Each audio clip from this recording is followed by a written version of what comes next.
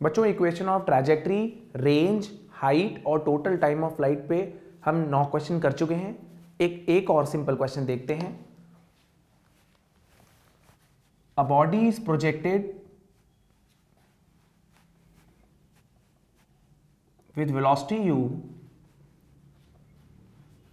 at an angle theta with the horizontal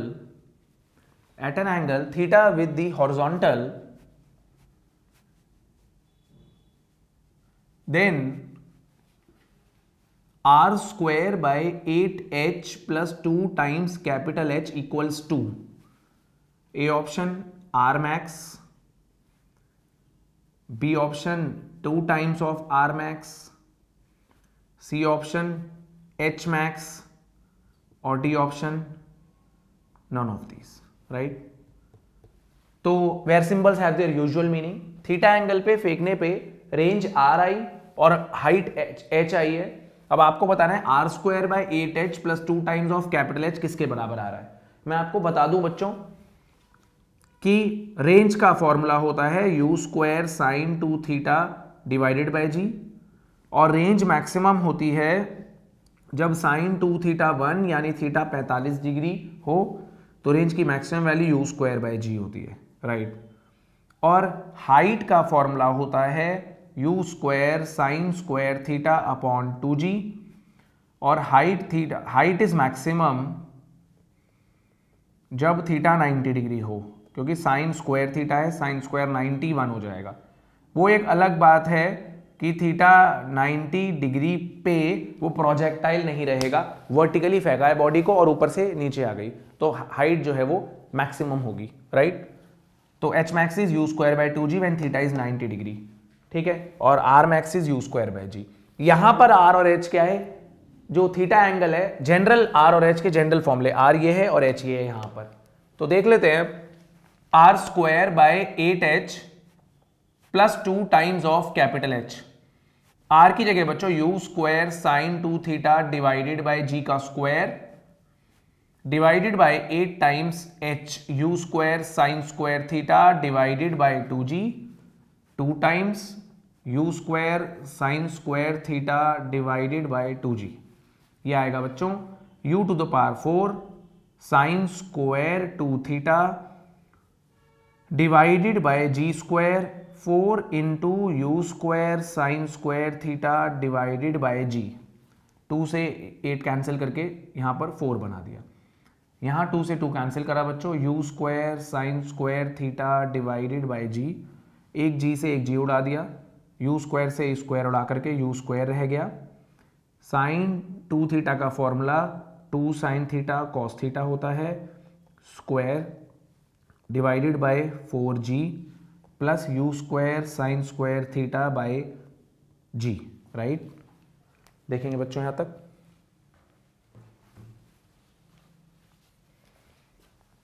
ये वाला part मैं रब कर दे रहा हूं।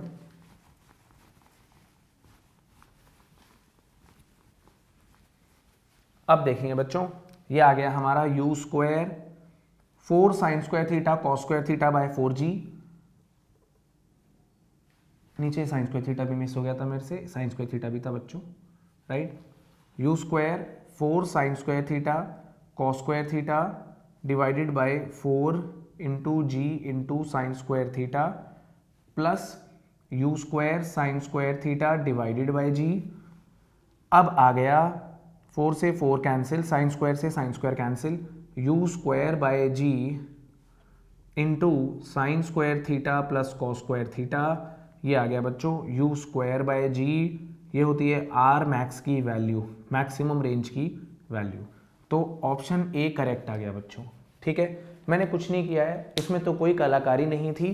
कैपिटल आर और कैपिटल एच का जो भी रिस्पेक्टिव फॉर्मूले थे बस उन्हें पुट किया और सॉल्व करता चला गया। Sine square theta plus cos square theta equals to 1 10th class की ट्रिग्नोमेट्री की आइडेंटिटी है, u square by g maximum range की वैल्यू होती है, ठीक है बच्चों, नोट करिए आप इसे।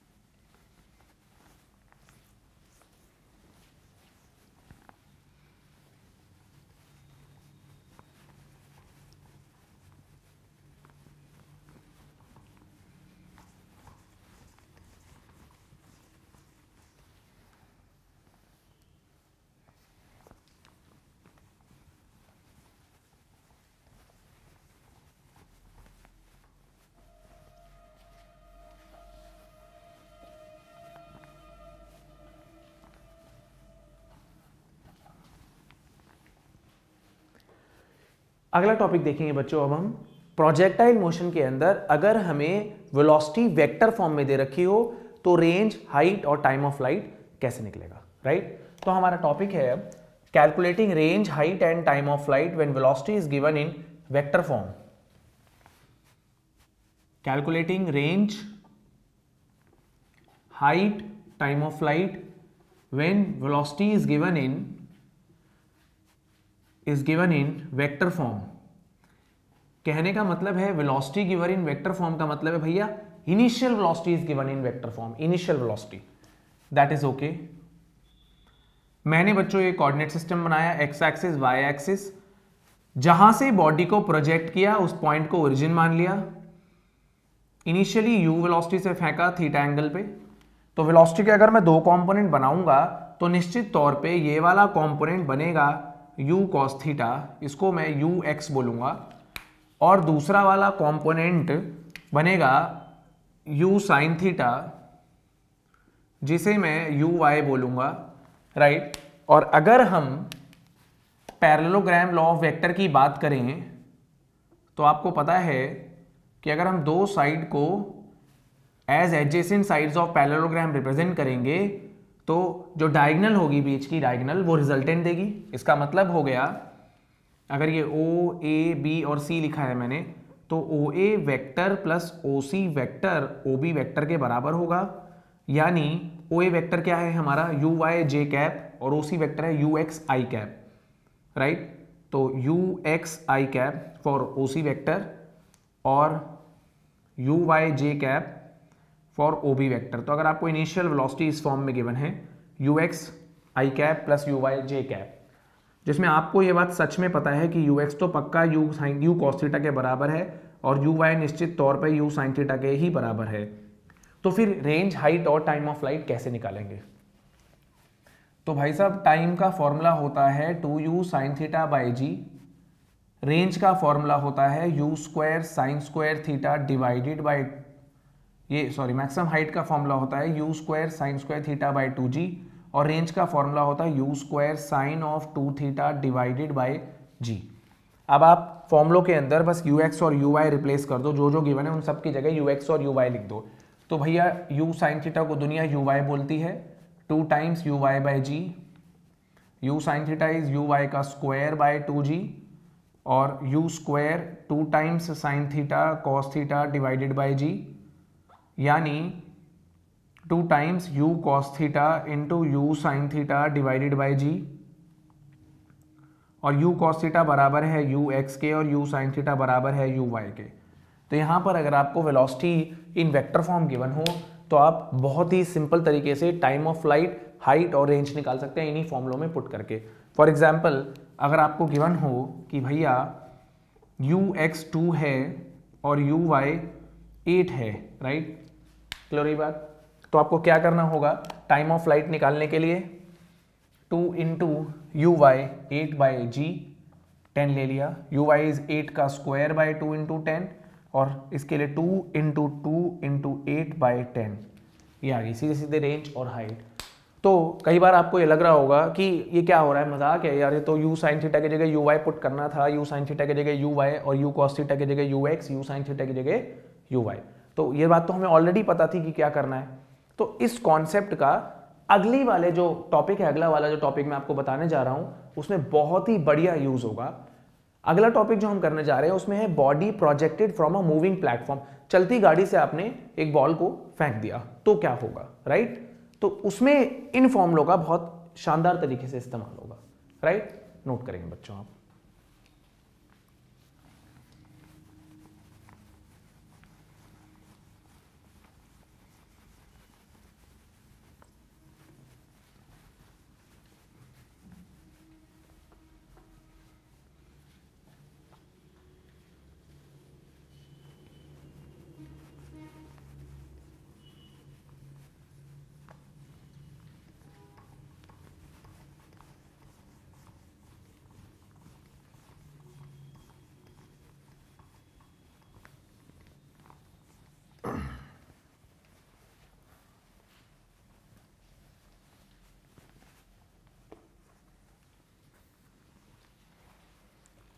आगे देखेंगे बच्चों, अब हम अगला टॉपिक है हमारा body projected from a moving platform. देखो मूविंग प्लेटफॉर्म का क्या हिसाब है, दो तरह से समझेंगे हम कि अगर चलती हुई गाड़ी से किसी ने बॉल को वर्टिकली उछाल दिया, मतलब मैं अगर चलते चलते इसको वर्टिकली उछाल दूं, ठीक है, सपोज करो मैं यहाँ पर कांस्टेंट वेलोसिटी से चल रहा हूँ या कैसे भी चल रहा हूँ, मैं इसको वर्टिकली उछाल दूं तो उसके बाद मेरे हाथ में ही आता है दोबारा कैच, ठीक है। तो मैंने अगर इसे चलती हुई गाड़ी से, कांस्टेंट स्पीड से चलती हुई गाड़ी से, मान लो रूफ टॉप ओपन है, गाड़ी में ऊपर रूफ नहीं है, तो मैंने अगर बॉल को वर्टिकली उछाला, तो बॉल कुछ देर के बाद, अगर सेम वेलोसिटी से चल रही है गाड़ी, तो मैं कुछ देर के बाद बॉल को कैच कर लूँगा और उस बॉल का जो पाथ होगा वो मुझे स्ट्रेट लाइन दिखेगा, लेकिन आप जो कि ऑब्जर्वर ऑन द ग्राउंड हो, आपको वो पाथ पैराबोलिक दिखाई देगा, राइट। मतलब चलते चलते अगर कांस्टेंट स्पीड से चलते चलते किसी चीज़ को उछाला जाए तो उसका पाथ मेरे लिए, मैं गाड़ी में बैठा हुआ आदमी हूँ, मेरे लिए वो स्ट्रेट लाइन होगा, वर्टिकली ऊपर जाके नीचे आ गई, लेकिन आपके लिए वो पाथ पैराबोलिक होगा, ठीक है। अब एक चीज़ और देखनी है कि अगर हम गाड़ी से ही प्रोजेक्टाइल फेंके, गाड़ी के अंदर चलती गाड़ी से किसी को प्रोजेक्टाइल फेंके, तो वो मुझे क्या दिखेगा और आपको क्या दिखेगा, राइट।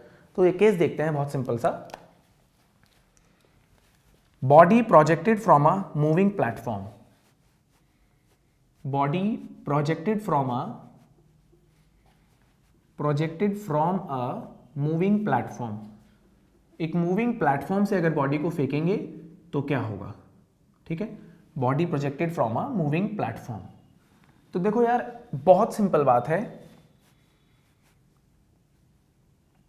एक चलती हुई गाड़ी से आपको एक बॉल फेंकनी है और रेंज पूछ लेंगे या टाइम ऑफ फ्लाइट पूछ लेंगे या मैक्सिमम हाइट पूछ लेंगे। तो आपको ये पता है कि जो फास्ट बॉलर्स हैं वो भागते हुए आते हैं, तो वे भाग के क्यों आ रहे हैं, ना आए भाग के इतनी मेहनत क्यों कर रहे हैं। रीज़न ये है कि वो पहले जब भागते हुए आ रहे हैं तो जो उनको जिस स्पीड से वो भाग रहे हैं, बॉल के पास वो ऑलरेडी स्पीड है और फिर वो ताकत लगा के और तेज फेंक रहे हैं, तो बॉल को एक्स्ट्रा स्पीड मिल जाती है। कहने का मतलब है जैवलिन थ्रो में आप भागते भागते जैवलिन फेंक रहे हो, तो जिस स्पीड से पहले आप भाग रहे हो वो तो स्पीड ऑलरेडी जैवलिन के पास है, फिर आपने ताकत भी लगा दी तो और ज्यादा स्पीड मिल गई। तो अगर आप किसी भी मूविंग प्लेटफॉर्म से बॉडी को प्रोजेक्ट करोगे तो वो मूविंग प्लेटफॉर्म की वेलोसिटी बॉडी ऑलरेडी एक्वायर कर लेगी, राइट। देखो क्या होगा,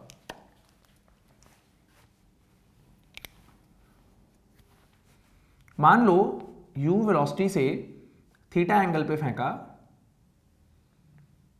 और यहां पर जाके गिरी बॉडी, राइट। तो भैया आप ux और uy तो जानते हो, ux जो भी बॉल का फेंकने की वजह से, और ये uy, राइट, ux और uy।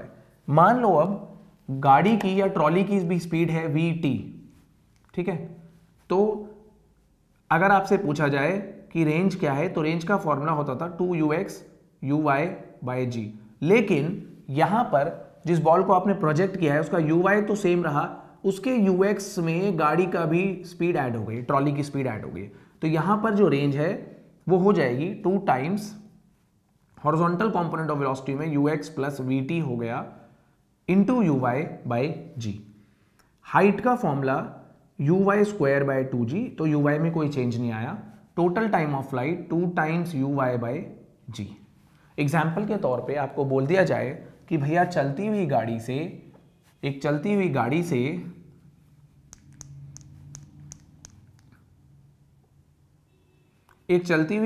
एक बॉल को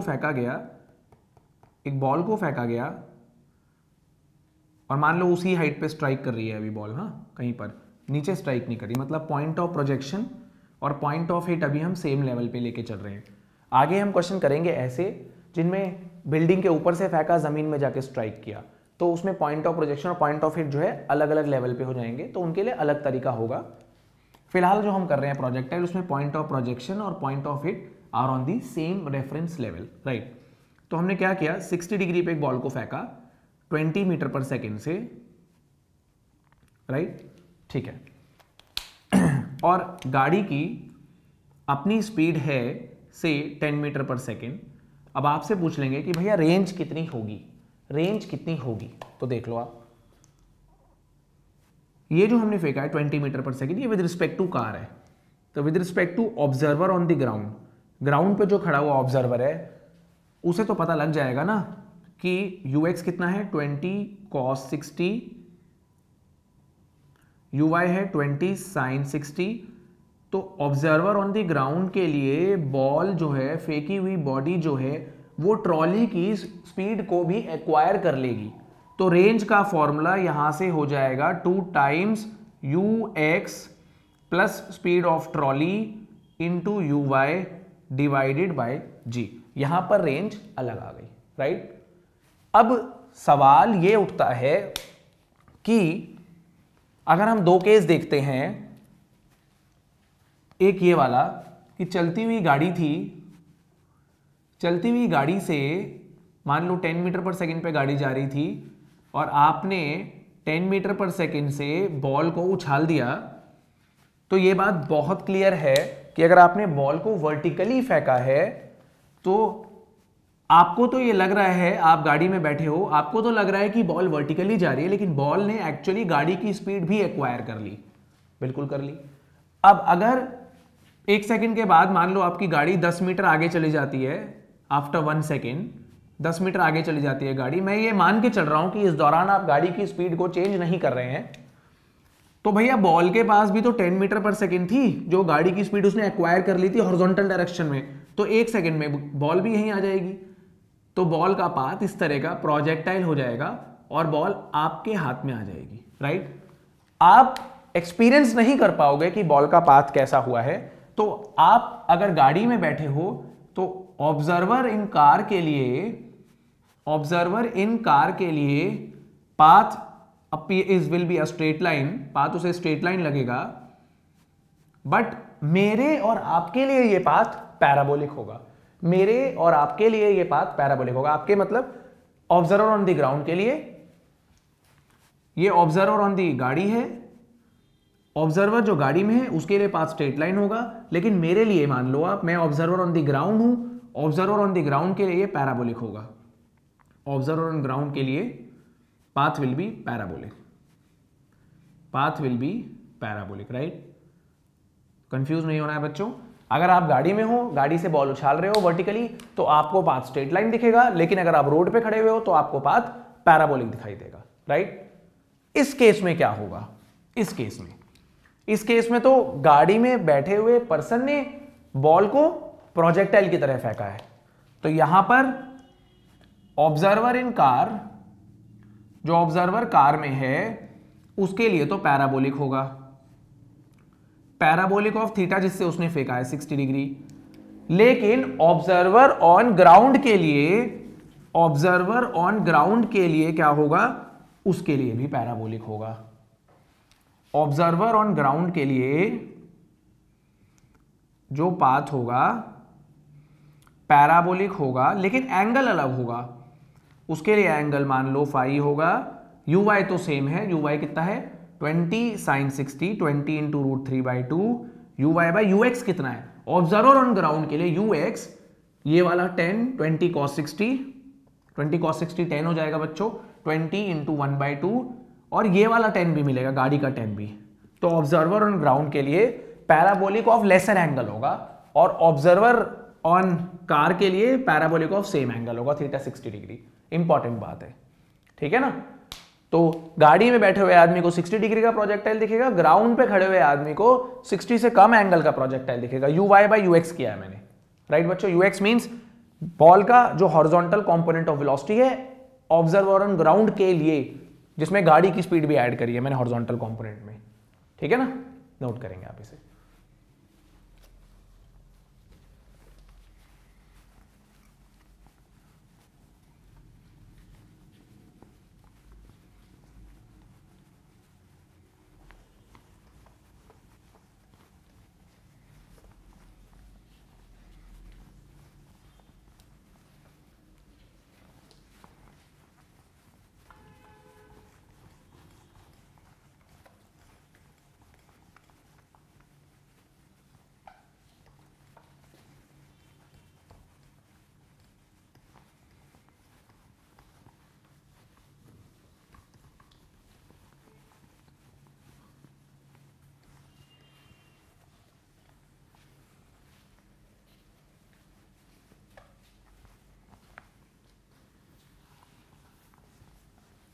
इसी टॉपिक पे बच्चों मैं आपको एक सवाल बताने वाला हूं। Body projected from a moving platform पे एक सिंपल सवाल दे रहा हूं, आपको सोच के बताना है कैसे होगा। तो ध्यान देंगे आप। A ball is projected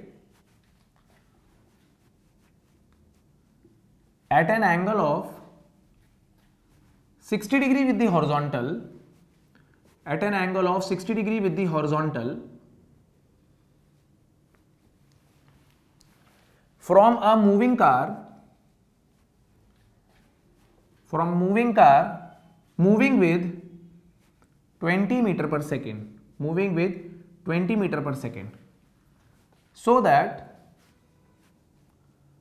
path of the ball appears to be straight line for an observer on ground.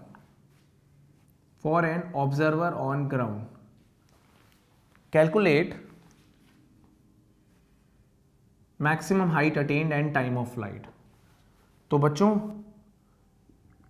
मैं आपको रिकमेंड करता हूं कि ये क्वेश्चन आप ट्राई करिए एक बार।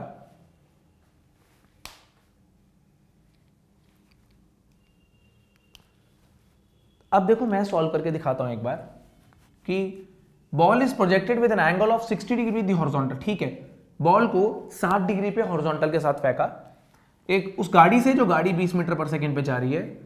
और इंपॉर्टेंट बात है, path appears to be a straight line for an observer on ground. अब आप कहोगे सर मजाक हो रहा है क्या? आपने दोनों ही केस में पैराबोला बताया था। चलती हुई गाड़ी से वर्टिकली फेंका जाए तो भी ऑब्जर्वर ऑन ग्राउंड को पैराबोला दिखेगा, और चलती हुई गाड़ी से थीटा एंगल पे फेंका जाए तो भी ऑब्जर्वर ऑन ग्राउंड को पैराबोला ऑफ लेसर एंगल दिखाई देगा।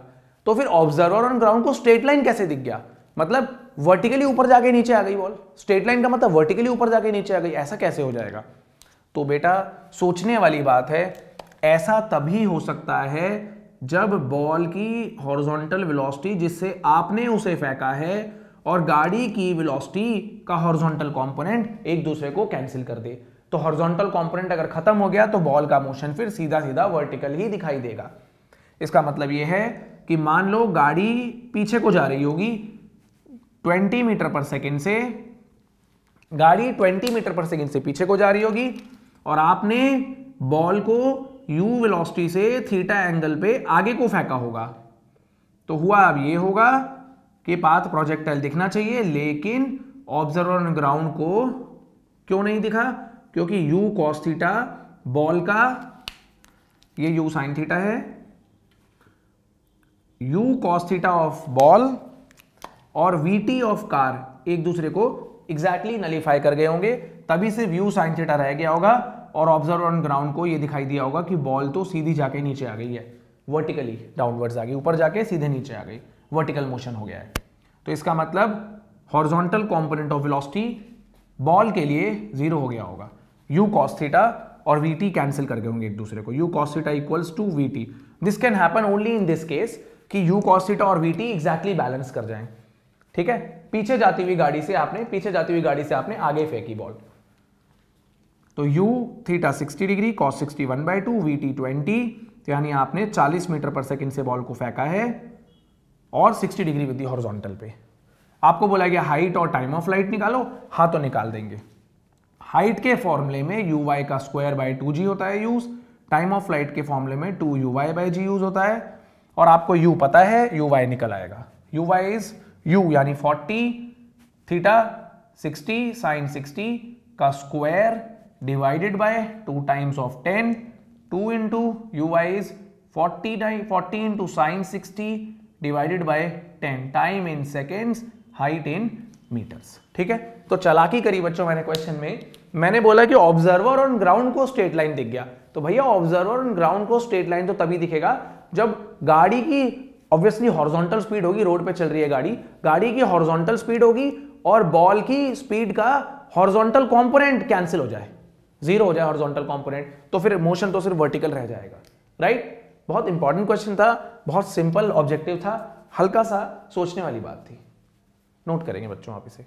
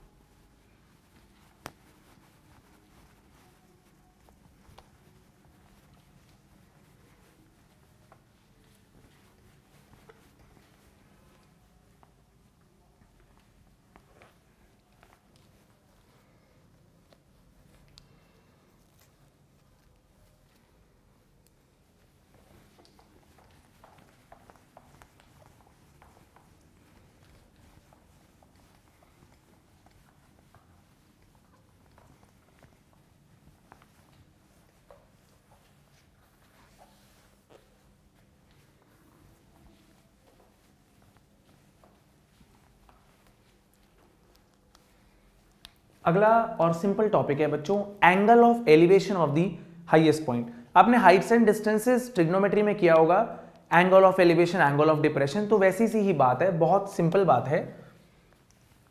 Angle of elevation of highest point, तो हाईएस्ट पॉइंट का एंगल ऑफ एलिवेशन कैसे निकालेंगे? ध्यान देंगे, बॉडी को आपने u वेलोसिटी से at an angle theta with the horizontal project कर दिया, ये है मैक्सिमम हाइट अटेन्ड, और ये हो जाएगा हाफ ऑफ द रेंज। अब कोई पर्सन अगर यहां पे खड़े होकर के हाईएस्ट पॉइंट को देखता है तो ये जो एंगल बनेगा फाई, उसे एंगल ऑफ एलिवेशन कहेंगे। तो एंगल ऑफ एलिवेशन क्या होगा? tan phi perpendicular divided by base. tan phi is h over r by 2, h is u square sin square theta divided by 2g, r is u square sin 2 theta divided by g into 2, g से g cancel, 2 से 2 cancel, u square से u square cancel, sin square theta divided by 2 times of sine theta cos theta. Sine 2 theta का formula होता है बच्चों 2 sine theta cos theta, sine square से sine cancel, sine by cos tan theta, tan theta by 2 आ गया। तो angle of elevation which is phi, tan phi, और angle of projection is theta, tan phi is tan theta divided by 2। ध्यान रखना है बच्चों, tan theta divided by 2, इसे ऐसे मत लिख देना tan of theta by 2, right? ध्यान रखना है आपको इस बात का, tan theta whole tan theta divided by 2, right? Note करेंगे बच्चों आप इसे। स्टॉप।